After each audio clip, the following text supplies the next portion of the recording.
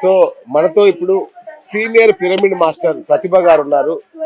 So తను ఈ యొక్క ధ్యానాన్ని ఎంతగా నమ్ముతారంటే స్వప్నంలో కూడా తను ధ్యానం చేయగలిగే స్థితిలో ఉంటారు. చాలా ఉన్నత స్థాయి ధ్యాన గురువు తను.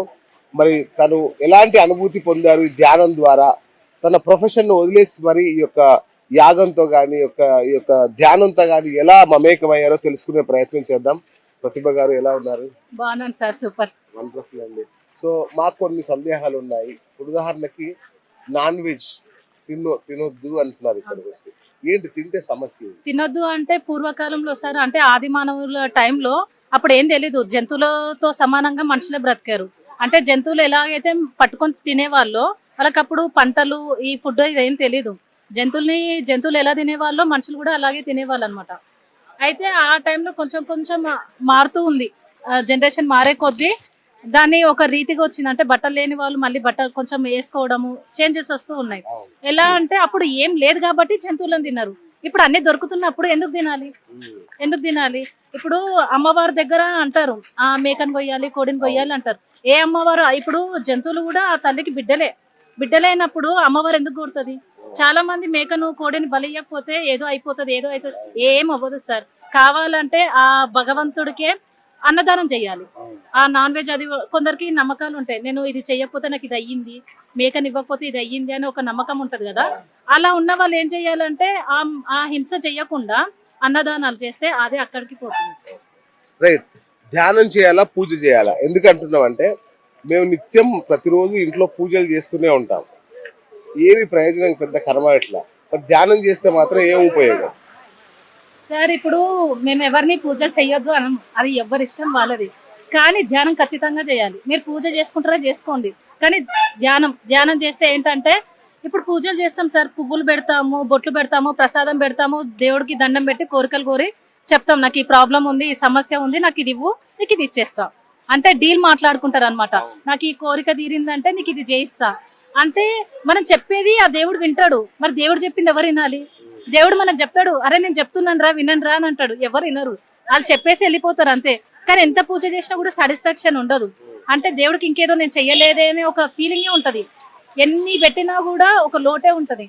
అయితే ఇవి నేనేమంటానంటే, నేను ఎలా చేస్తానంటే, నేను పూజ చేసినా కూడా ఆ దీపం ఆ దేవుడి ముందు ఇలా కూర్చొని ఆ దేవుడితో కనెక్ట్ అవుతాం. అయినప్పుడు ఏమవుతుందంటే ఆ భగవంతుడితో మన చైతన్యం కనెక్ట్ అయినప్పుడు ఆ భగవంతుడు చెప్పేది మనం వింటాం. అంటే నేను అడిగిన క్వశ్చన్కి ఆ నుంచి ఆన్సర్ వచ్చేస్తుంది.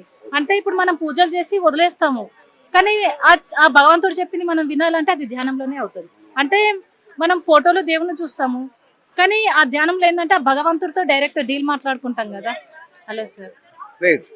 పత్రిజీ గారు ఏం చెప్తారంటే ధ్యానం చేస్తే సకల రోగాలు పోతాయి అని చెప్తారు. నిజమా? నాకే చాలా జరిగినాయి సార్. నా బీపీఏ 220 అలా ఉంది. దాన్ని నేను లో బీపీకి నేను తెచ్చుకున్నాను. 7 days వితౌట్ టాబ్లెట్ తోటే నా హెల్త్ ఇష్యూస్ అన్ని పోగొట్టుకున్నాను. ఎలా అంటే ఒక మైగ్రేన్ కనిపించింది, అవి కానీ అన్ని నేను దీంట్లో పోగొట్టుకుంటున్నాను.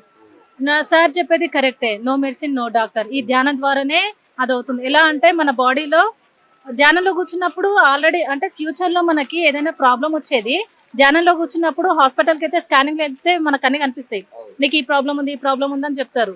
ఈ ధ్యానంలో కూర్చున్నప్పుడు అంటే అది కూడా మనకు స్కానింగ్ లో చూపించేస్తుంది. ఎలా అంటే పెయిన్ కాస్త ఇంకొంచెం ఎక్కువ అవుతుంది. మనం ధ్యానంలో కూర్చున్నప్పుడు ఈ ఎనర్జీ మనకు సహస్రానం నుంచి వెళ్ళిపోతుంది.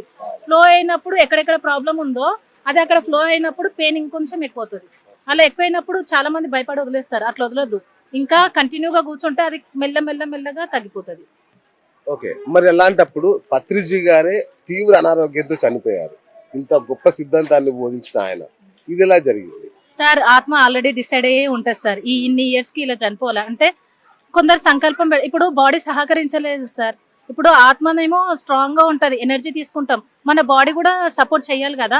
మనం పుట్టేటప్పుడే మన ఆత్మ ఈ టైంకి చనిపోవాలి, ఈ టైంకి నేను బాడీ వెకేట్ చేయాలి అంటే పత్రి సార్ తను ఇష్టపూర్వకంగా వదిలేశారు. అంటే నేను బ్రతకాలని ఆయన అనుకోలేదు. ఆయన ఇప్పుడు ఏంటంటే ఇంతమందిలో పత్రి సారే ఉన్నారు. ఈ రోజు నిజం చెప్పాలంటే ప్రతి ఒక్క పిరమిడ్ మాస్టర్ లో ఒక పత్రి సారే కనిపిస్తున్నారు నాకు. ఆయన భౌతికంగా లేకపోవచ్చు కానీ ఆయన ఆత్మపరంగా మాత్రం అంత విస్తరించున్నారు. రైట్. పిరమిడ్ అనేది ఒక చిన్న ఆకారం కదా, ఒక నిజం చెప్పాలంటే ఈజిప్ట్ లో సమాధుల ఆకారం అది. దాంట్లో ధ్యానం చేయడం ద్వారా ఎక్కువ పవర్ ఎలా వస్తుంది, దానిలో ధ్యానం చేయడంలో ఉన్న ప్రత్యేకత ఏంటి? ఆ, అది నాకు అంత ఐడియా లేదు సార్ గురించి. కానీ ఆ పిరమిడ్ దాంట్లో కూర్చుంటే సార్ ఎనర్జీస్ భయంకరంగా వస్తాయి. దాని కింద కూర్చున్నప్పుడు అయితే ఎలా అంటే మనకు తెలియదు మనం ఎంతసేపు కూర్చున్నామో తెలియదు. మీరు చేశారా? నేను చేస్తాను సార్, నేను చేస్తాను. పిరమిడ్ కింద ఆ పిరమిడ్ కింద నేను చేస్తాను. పిరమిడ్ సో ఏంటి మీ అనుభూతి? నేను పడుకునే పైననే నేను పిరమిడ్ పెట్టుకునే ఎప్పుడు 24 hours దాని కిందనే కూర్చుంటాను. నేను పడుకోవడం కూడా దాని కిందనే, అంటే బెడ్ పైన నేను కట్టేసుకున్నాను. నేను కూర్చున్న ఆల్మోస్ట్ నేను అక్కడే ఉంటా, నా ప్లేస్ అదే. ఇంకా సో ఈ ధ్యాన మహాయజ్ఞాలు ఎలా జరుగుతున్నాయి ఇక్కడ ప్రజలకు వస్తున్నా ఏంటి? సార్ అద్భుతంగా ఉన్నాయి సార్. ఎక్కడెక్కడ నుంచో చాలా మంది వస్తున్నారు. నాకేమనిపిస్తుంది అంటే ఇంకా రాను రాను ఇంకా విస్తరిస్తుంది సార్. ఎలా అంటే పిరమిడ్ మాస్టర్స్ ఎక్కువైపోయారు, ధ్యానులు ఎక్కువైపోయారు, అలాగే ప్రాబ్లమ్స్ ఎక్కువైపోయినాయి, హెల్త్ ఇష్యూస్ ఎక్కువైపోయినాయి, మెంటల్ టెన్షన్. లాస్ట్ మా ఫ్రెండ్ వాళ్ళ హస్బెండ్ చనిపోయారు, సాఫ్ట్వేర్ బీపీ ఉంది, టెన్షన్ పడ్డారు. 2 రోజులలో ప్రాబ్లం ఇంకొంచెం ఎక్కువైపోయి ఇప్పుడు ఈ ధ్యానంలోకి వచ్చాం అనుకోండి సార్, దాన్ని కంట్రోల్ చేసుకోవచ్చు. ఎలా అంటే శూన్యస్థితికి వెళ్ళినప్పుడు ఎలా అయిపోతుంది అంటే కూల్గా ప్రశాంతంగా, అప్పుడు ఎంత పెద్ద బీపీనైనా మనం పోగొట్టుకోవచ్చు. రైట్. అంటే ధ్యానం చేయడం వల్ల క్యాన్సర్ తగ్గింది, ధ్యానం చేయడం వల్ల ఇలా అంటుంటారు కదా, నిజమా? నిజం సార్, నిజం. అది అనుభవంలోకి తీసుకుంటేనే అది వస్తుంది. అంటే ఇప్పుడు మీరు ధ్యానం చేశారనుకోండి, అంటే మీకు ఎంత శక్తి ఉందో నాకు తెలియదు, మీరు కూర్చుంటే గానీ మీకే తెలుస్తుంది. అది నాకంటే మీరు ఎక్కువ ఉండొచ్చు. ఎవరికి ఉండే శక్తి వాళ్ళకు ఉంటది. ఏంటంటే ధ్యానంలో ఇప్పుడు నాకు ఇప్పుడు ఈ టైంలో నాకు ఎక్కువ ఉంది ఎనర్జీ అంటే గతంలో నేను చేసి ఉన్నా. గతంలో నేను ఒక యోగిని. ఇప్పుడు ఇక్కడ ఉన్న పిరమిడ్ మాస్టర్స్ ఎంతో మంది ఉన్నారు. ఇక్కడ కోట్ల మందిలో ఇంతమంది ఇక్కడ ఎందుకు కనెక్ట్ అయ్యారు అంటే వీళ్ళంతా గతంలో నుంచి వచ్చిన వాళ్ళే. గతంలో ప్రతి ఒక్కరూ ఈ భూమి మీద జన్మ తీసుకుంది ఆనందంగా గడపడానికే. మీకు పూర్వజన్మ జ్ఞాపకం ఉందా? ఉంటాయి సార్, నాకు వస్తాయి, నాకు అన్ని గుర్తుంటాయి. నేను ఇప్పుడు మీరు అన్నారు కదా ఈజిప్టులో అన్నారు కదా, నేను ఈజిప్టులో కూడా ఒక రాణిగా ఉన్నా. నా అంటే నేను క్వశ్చన్ అనుకున్నాను, నాకు ఇన్ని కనిపిస్తున్నాయి గత జన్మలు, నాకు 6 సెన్స్ తెలిసి కూడా నేను చెప్పేస్తా, నాకు 2 రోజులలో ఇది జరుగుతుందని చెప్పేగల స్టేజ్కి వచ్చినప్పుడు అడిగాను అనమాట. నాకు ఇంత కనిపిస్తుంది, అసలు నేను ఇంకా ఎన్ని జన్మలు ఎత్తినా అన్నప్పుడు నాకు ఈజిప్టు రాణిగా నాకు కనిపించారు. అయితే అది కూడా పిరమిడ్లోనే తను కనిపించింది. ఆ పక్కన ఏంటంటే ఏమంటారు స్టోన్ మీద బొమ్మలు వేస్తున్నాయి, కింద లెటర్స్ ఉన్నాయి. అది నేను చదవడానికి ఇక్కడ నుంచి చైతన్యం ట్రై చేస్తున్నాను, నాకు ఆ లాంగ్వేజ్ అర్థం కాలేదు. అక్కడ మాత్రం నేను జన్మ తీసుకొని ఉన్నాను. ఇప్పుడు ఏంటంటే సార్ ఎంత ధ్యానం చేస్తే, ఇప్పుడు ఈయన ఉన్నారు కదా వాల్మీకి ఎవరు దొంగ, ఆయన ఏం చదువుకోలే, ఏ స్కూల్కి వెళ్ళేది ఏం లేదు. అయినా కూడా తను ఇప్పుడు మనం అందరం గుర్తు చేసుకుంటున్నాం. ఎలా సార్, ఆయన ఒక దొంగ ఉన్నప్పుడు నారదుడే వచ్చి అడుగుతాడు అనమాట, నువ్వు ఇంత దొంగతనం చేస్తున్నావు కదా, నీ కర్మలు అంటావా అంటే, నాతో పాటు నా ఫ్యామిలీ కూడా కర్మలు అనుభవిస్తారంటే ఒకసారి వెళ్ళు అడుగు అని అంటే, ఇంటికి వెళ్ళి అడుగుతారు, నేను అందరినీ చంపుతున్నా అన్ని చేస్తున్నాను కదా, నా కర్మలు మీరు షేర్ చేసుకుంటారా అని అడుగుతాడు. అడిగితే నీ కర్మ నువ్వే అనుభవిస్తావు, మేమెందుకు తీసుకుంటావు అన్నప్పుడు బాధపడి వచ్చి అంటారు, ఎవరు తీసుకొని అంటున్నారు అంటే, అప్పుడు నారదుడు ఈయనని కూర్చోబెట్టినప్పుడు కొన్ని 100 సంవత్సరాలు ఆయన ధ్యానంలో ఉండిపోతారు అనమాట.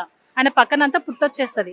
అయితే అప్పుడు ఆయనకి వాల్మీకి అని ఎందుకు పేరు వచ్చిందంటే, ఆ పుట్ట పేరు వాల్మీకి, సంస్కృతంలో పుట్టని వాల్మీకం అంటారు. అయితే ఆయనకి ఆ రోజు కళ్ళు తెరిచినప్పుడు ఆయన పేరు వేరు. ఈ కళ్ళు మూసుకొని తెరిచిన తర్వాత వాల్మీకి అయ్యారు. రైట్ నా ఫైనల్ ఒక మాట చెప్పండి, ఇక్కడ ఎంతో మంది సామాన్య జనం చిన్న చిన్న పల్లెటూర్ల నుంచి ఎక్కడెక్కడి నుంచో చదువురాని వాళ్ళు, వృద్ధ మహిళలు వీళ్ళందరూ వస్తున్నారు కదా, వీళ్ళకి ఏంటి ఉపయోగం ఈ ధ్యానం వల్ల? ధ్యానం వల్ల అంటే వాళ్ళ అనుభవాలు చేస్తారు. ఇంకా ధ్యానంలో ఉన్న అనుభవాలు అవి అంటే సజ్జన సాంగత్యము. ఈ ధ్యానం వల్ల ఏంటంటే ఇప్పుడు నేను ఎలా ఫీల్ అవుతానంటే, ఇక్కడ నాకు అందరు మనుషుల్లా కనిపించారు, ఒక దేవతల్లానే కనిపిస్తారు నా కంటికి. ఒక సోల్సే, నేను మనిషిని కాదు, నేను శరీరం కాదు, నేను ఒక ఆత్మని, నేను సోల్. నాకేమంటావు, నేను అన్నిటిని అంగీకరిస్తా, యాక్సెప్ట్ చేస్తా, అప్పుడు నాకు ఏ ప్రాబ్లమ్స్ ఉండవు. అది వాళ్ళందరికీ తెలుసు కాబట్టి ఇంత దూరం వచ్చారు సార్. సో ఈ జన్మ అనేది గత జన్మ కర్మలకు సంబంధించిందా? అన్ని గత జన్మ. ఇప్పుడు వాల్మీకి మహర్షి గురించి చెప్పాను కదా, ఆయన ఏం చేశాడంటే అన్ని సంవత్సరాలు ధ్యానం చేసినప్పుడు ఆయన అంతరంగంలో అంటే లోపలికి వెళ్ళినప్పుడు గత జన్మల జ్ఞానము తెలుసుకున్న తర్వాతనే ఆయన రాశాడనమాట రామాయణం. ఆయన ఏం చూడలేదు ముందు జరిగిపోయేది. ఆయన ఒక దొంగ కూడా ఒక రైటర్ అయ్యారు.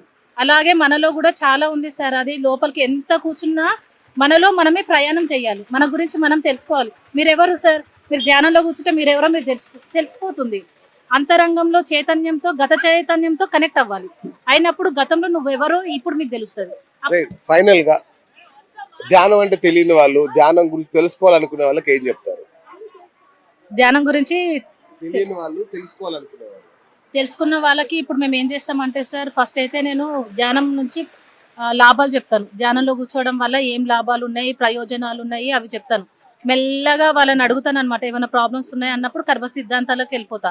ఆత్మజ్ఞానం మెయిన్. ఎంత ధ్యానం చేసినా కూడా ఆత్మజ్ఞానం లేకపోతే వేస్ట్. నువ్వు ఎంత సాధన 5 గంటలు 10 గంటలు 2 రోజులు చేసినా కూడా నీకు ఆత్మజ్ఞానం లేనప్పుడు అది వేస్టే అవుతుంది. నేను అదే చెప్తాను, ముందు ఆత్మజ్ఞానం ఇవ్వాలి సార్. ధ్యానం ద్వారా ఎనర్జీ పొందుతాము, ఆత్మజ్ఞానం ద్వారా జీవితాన్ని సరి చేసుకోవచ్చు. సరికాని ఆలోచనలు, మన గుణాల మీద యుద్ధం చేయొచ్చు. ఇప్పుడు మనం మార్నింగ్ నుంచి నైట్ వరకు యుద్ధమే. మహాభారత యుద్ధం మన ఇంట్లో జరుగుతుంది. మన ఇంట్లో ఉన్న వాళ్ళంతా ఎవరు? ఒక కృష్ణుడు ఉంటాడు, ఒక శని ఉంటారు, అర్జునుడు ఉంటారు. వాళ్ళందరితో మనం ఫైట్ చేసుకోవాలి. అంటే మన స్ట్రాంగ్ అంటే వీళ్ళని నేను తెచ్చుకున్న డిజైనే, నా వాళ్ళే కదా. వాళ్ళని అర్థం చేసుకొని ప్రతి ఒక్కరిలో ఒక అర్జునుడు ఉంటాడు, ఒక కృష్ణుడు ఉంటాడు. అర్జునుడు లాగా యుద్ధం చేయాలి మనం ఉన్న గుణాలతోటి. థ్యాంక్ యూ అండి. థ్యాంక్ యూ ప్రతిభ గారు. Thank you so much. So ధ్యానం ద్వారా జ్ఞానాన్ని, ధ్యానం ద్వారా ఆత్మ జ్ఞానాన్ని తెలుసుకోవచ్చు. మనం ఈ జన్మ ఎందుకు వచ్చింది, దీని ద్వారా ఏం సాధించామో తెలుసుకోవచ్చు అని చెప్తారు ప్రతిభ గారు. సో నేను శక్తిస్థల్ నుంచి బిఎస్ సైనింగ్ ఆఫ్.